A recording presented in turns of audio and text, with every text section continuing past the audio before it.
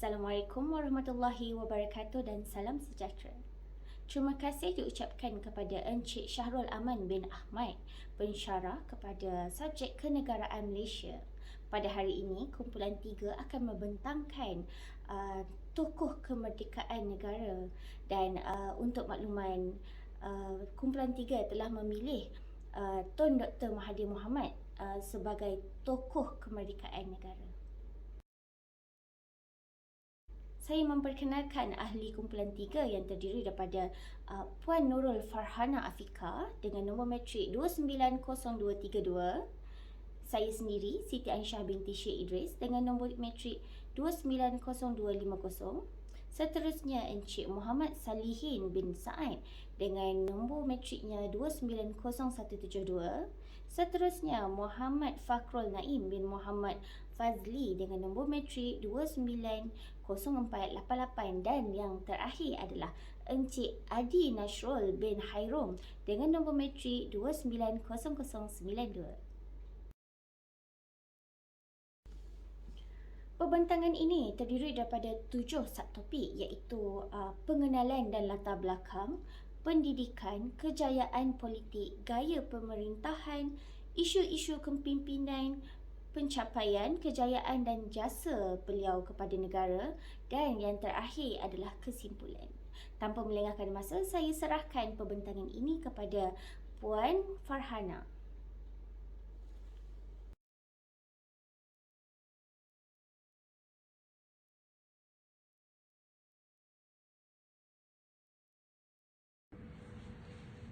Pengenalan. Tun Dr. Mahathir bin Mohamad merupakan Perdana Menteri yang keempat. Penggal kepimpinannya dari 16 Julai 1981 sehingga 31 Oktober 2003, iaitu sepanjang tempoh 22 tahun. Beliau merupakan Perdana Menteri yang mempunyai rekod pemerintahan yang paling lama di Malaysia dan rantau Asia Tenggara. Di era pemerintahan beliau, terdapat banyak perubahan yang berlaku pada dasar-dasar negara, yang diantaranya melibatkan perubahan pada dasar pendidikan di Malaysia. Dasar-dasar negara telah digubal sesuai dengan keperluan semasa dan dibentuk berubah-ubah mengikut nilai-nilai masyarakat.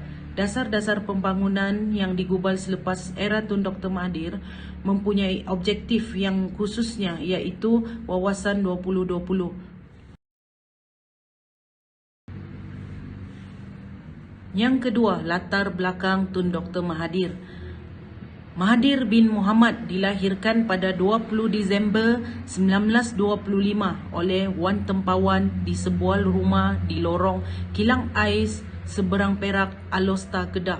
Ibunya Wan Tempawan binti Wan Hanafi adalah keturunan Wan Mat Saman, Menteri Besar Kedah yang membina terusan Wan Mat Saman.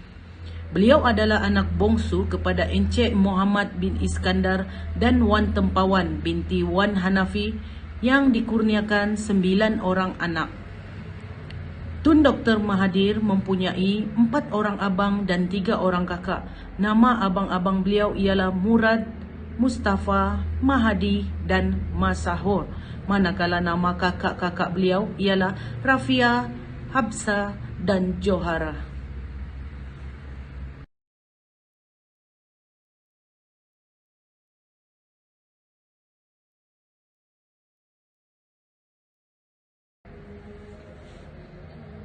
Yang kedua, pendidikan. Dr. Mahathir mula bersekolah di Sekolah Melayu Laki-Laki Seberang Perak, Kedah.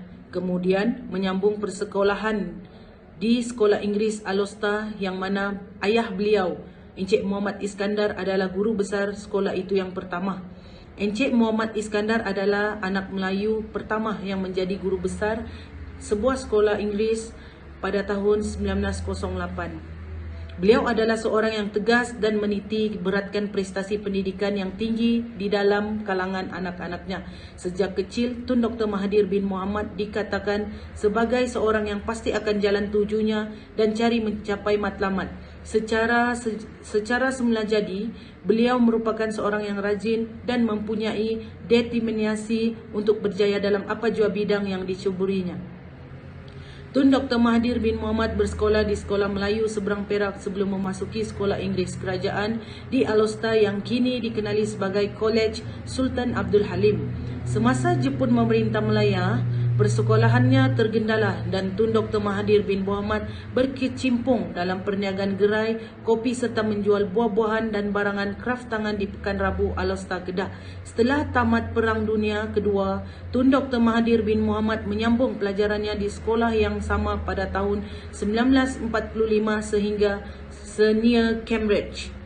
Tun Dr. Mahathir bin Mohamad kemudian pada tahun 1947 melanjut pengajiannya di King Edward College of Medicine, University Malaya, Singapura. Pada tahun 1952, Tun Dr. Mahathir bin Mohamad lulus dengan ijazah perubatan MBBS. Seterusnya saya serahkan kepada rakan saya.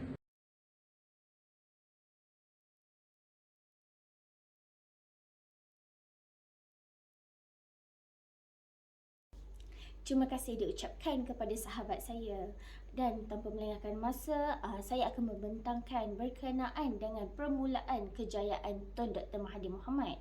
Permulaan kejayaan Tun Dr. Mahathir ini bermula pada tahun 1945, di mana Tun Dr. Mahathir telah mencubakan diri dalam bidang politik ketika beliau telah menamatkan pelajaran, dan pada tahun 1946 beliau telah bersama-sama dengan ahli politik yang lain menentang Malayunion dan telah menubuhkan Kesatuan Melayu Kedah serta Kesatuan Pemuda Melayu Kedah, dan beliau juga aktif dalam sayang akan ertinya redha korban apa segalanya, iaitu Sabarkas.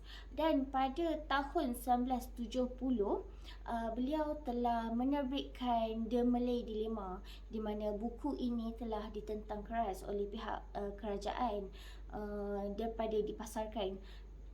Dan seterusnya pada maafkan saya, dan untuk makluman semua, ketika buku itu dilancarkan dan ditulis, Tun Dr. Mahathir telah keluar daripada UMNO, dan pada 7 Mac 1972 Tun Dr. Mahathir telah kembali semula di dalam UMNO, dan pada tahun tersebut beliau telah dilantik selaku pengurusi ahli majlis tertinggi UMNO, dan beliau juga dilantik sebagai senator oleh Dewan Undangan Negeri Kedah. Pada tahun 1974, Tun Dr. Mahathir Mohamad telah menang dalam pilihan raya umum bagi Parlimen Kubang Pasu Kedah. Dan seterusnya adalah kemuncak kejayaan Tun Dr. Mahathir Mohamad, di mana pada tahun 1974 beliau dilantik sebagai Menteri Pelajaran, dan pada tahun 1978 sekali lagi beliau dilantik sebagai Menteri Perdagangan dan Industri. Pada tahun 1981, di mana ini adalah kemuncak, Tun Dr. Mahathir Mohamad telah dilantik sebagai Perdana Menteri Malaysia keempat, dan juga beliau memegang jawatan selaku Menteri Dalam Negeri serta Menteri Pertahanan. Betapa hebatnya Tun Dr. Mahathir Mohamad ini, beliau merupakan Perdana Menteri dan dalam masa yang sama turut memegang jawatan sebagai Menteri Dalam Negeri dan Menteri Pertahanan, bagi memastikan dan menjamin Malaysia berada dalam sebuah kerajaan yang terbaik dan cuba untuk memajukan negara Malaysia daripada penjajah sebelum ini. Dan pada tahun 1982 sehingga tahun 1999, beliau telah memenangi kesemua pilihan raya umum secara majoriti, iaitu untuk parti UMNO, dan beliau juga membangunkan bangsa Melayu. Itu adalah salah satu antara misi beliau dalam memperjuangkan negara ini. Dan keseragaman sistem dan juga cara bekerja diperkenalkan oleh Tun Dr. Mahathir Mohamad, di mana sistem kad perakan waktu, sistem moto untuk memerangi rasuah, sistem bekerja yang lebih sistematik diperkenalkan dalam agensi kerajaan dan juga dipraktikkan dalam industri swasta. Okey, dan seterusnya pada tahun 1995 beliau telah membina Putrajaya sebagai pusat pentadbiran negara, memandangkan sebelum ini Kuala Lumpur menjadi tumpuan sebagai pusat pentadbiran negara, tetapi memandangkan kepadatan dan memberi kekangan kepada rakyat Malaysia, beliau telah mengambil inisiatif untuk membuka kawasan baru sebagai pusat pentadbiran negara. Dan selain daripada itu, beliau juga telah membuat smart tunnel, iaitu terowong smart. Selain daripada sebagai laluan lalu lintas, beliau juga telah smart tunnel tersebut turut digunakan sebagai penjana elektrik ketika berlakunya hujan lebat, dan smart tunnel tersebut ditutuplah untuk kegunaan rakyat Malaysia. Dan seterusnya adalah pada tahun 1997, maafkan saya, beliau telah berjaya menyelesaikan masalah kegawatan ekonomi negara dan juga memperkenalkan wawasan 2020, di mana pada negara dilanda kegawatan ekonomi ini, beliau telah mengambil risiko dengan membuat satu what we call that persetujuan dengan Amerika Syarikat dan mengambil risiko-risiko tertentulah, sehingga negara-negara lain turut memberikan penghormatan kepada beliau. Dan seterusnya pada tahun 2002, Tun Dr. Mahathir telah meletakkan jawatan beliau selaku Presiden UMNO dan seterusnya sebagai Perdana Menteri Malaysia keempat, dan beliau telah bersara daripada industri politik. Okey, sekian. Saya serahkan pembentangan seterusnya kepada sahabat saya. Terima kasih.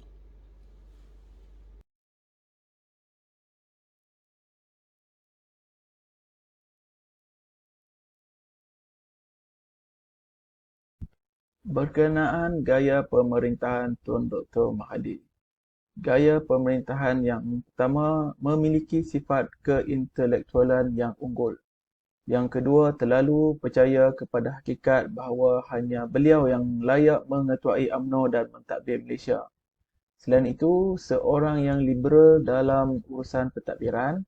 Yang keempat, seorang pragmatik yang amat berminat dengan isu wang, keuangan, perniagaan dan kapitalisme.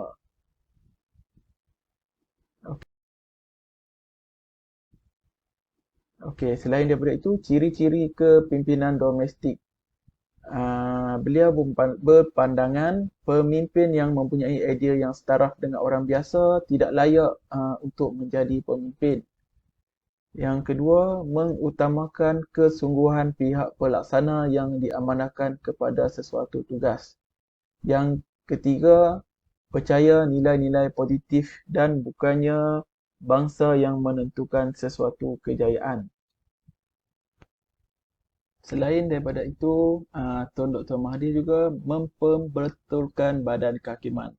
Dalam era kepimpinannya, Tun Dr. Mahathir ingin menjayakan cita-cita peribadi beliau untuk menjadikan Malaysia sebagai negara maju yang dihormati dan contoh kepada negara-negara yang sedang membangun yang lain. Badan kehakiman dilihat oleh Tun Dr. Mahathir sebagai satu warisan penjajah yang banyak menghalang kelancaran proses pencapaian cita-cita beliau. Perlu diingat pada pandangan Tun Dr. Mahathir, beliau ialah pemimpin pilihan rakyat, maka beliau boleh melakukan apa saja untuk kepentingan rakyat. Itu saja kupasan saya mengenai gaya pemerintahan Tun Dr. Mahathir. Saya serahkan pula kepada rakan saya untuk mengupas berkenaan isu-isu kepimpinan. Okay, Bismillahirrahmanirrahim. Di sini saya akan membincangkan beberapa isu-isu di era pemerintahan Tun Dr. Mahathir. Okey, isu-isu kepimpinan yang utama. Okey, di sini terdapat beberapa isu kepimpinan Tun M yang utama. Yang pertama ialah sifat keintelektualan dan kemahiran Tun M. Okey, yang kedua ialah terlalu percaya kepada hakikat bahawa hanya beliau sahaja yang layak untuk mengetahui UMNO dan mentadbir Malaysia. Yang ketiga, seseorang yang liberal berdasarkan tindakan awal pentadbiran.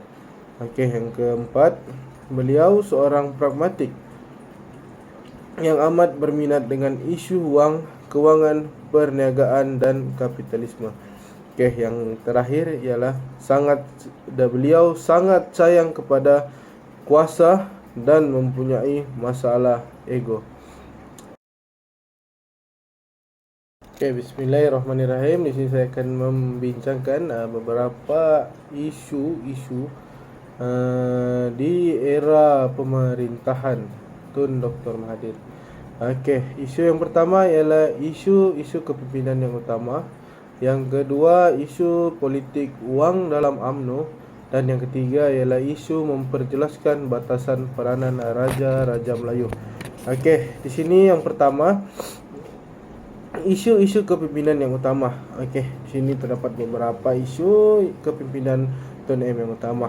Yang pertama ialah sifat keintelektualan dan kemahiran Tun M. Okey, yang kedua ialah terlalu percaya kepada hakikat bahawa hanya beliau sahaja yang layak untuk mengetahui UMNO dan mentadbir Malaysia.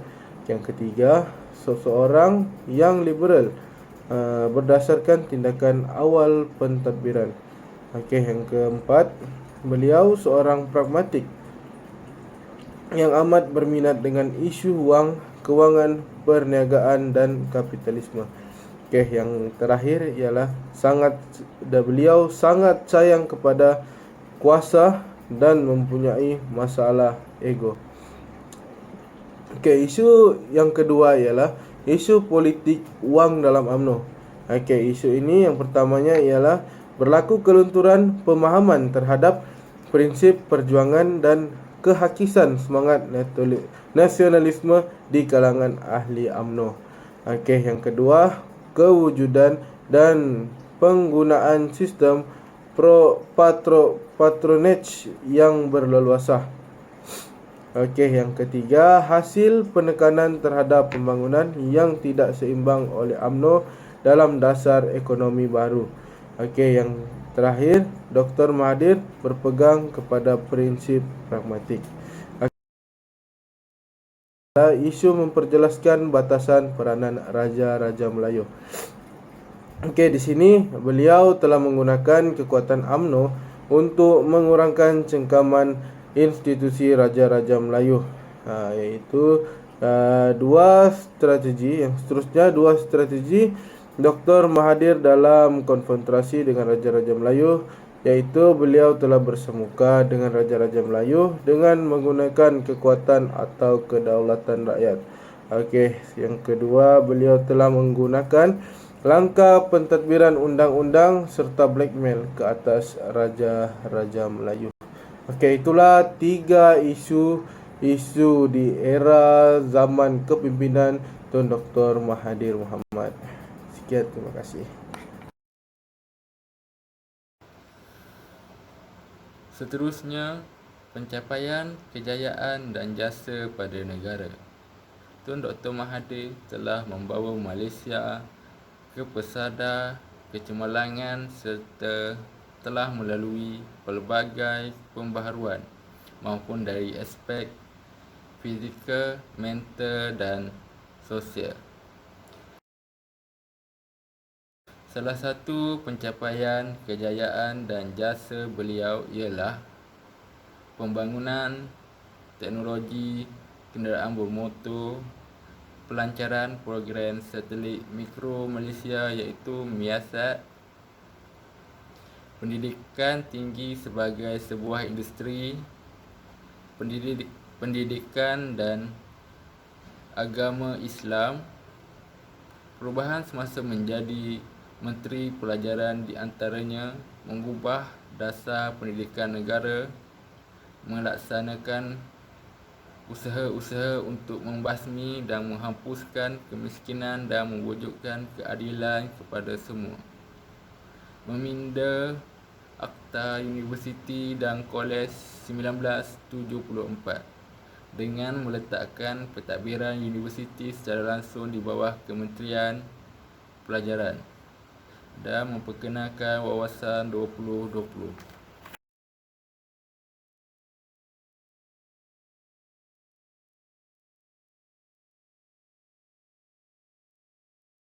Akhir sekali, kesimpulan kepimpinan, pengalaman pahit di zaman penjajahan, sifat kepribadian, minat yang cenderung ke arah sains dan teknologi, sikap yang sayangkan kepada orang Melayu telah mendorong beliau membangunkan Malaysia daripada sebuah pertanian kepada sebuah industri adalah sangat membanggakan.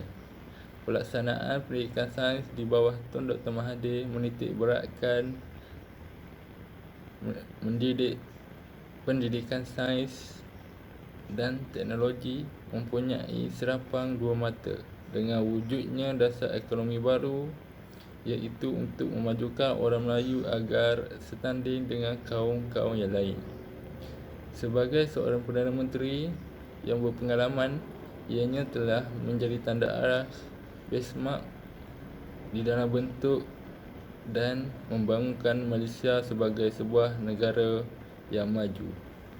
Itu saja pembentangan dari kumpulan kami. Sekian, terima kasih.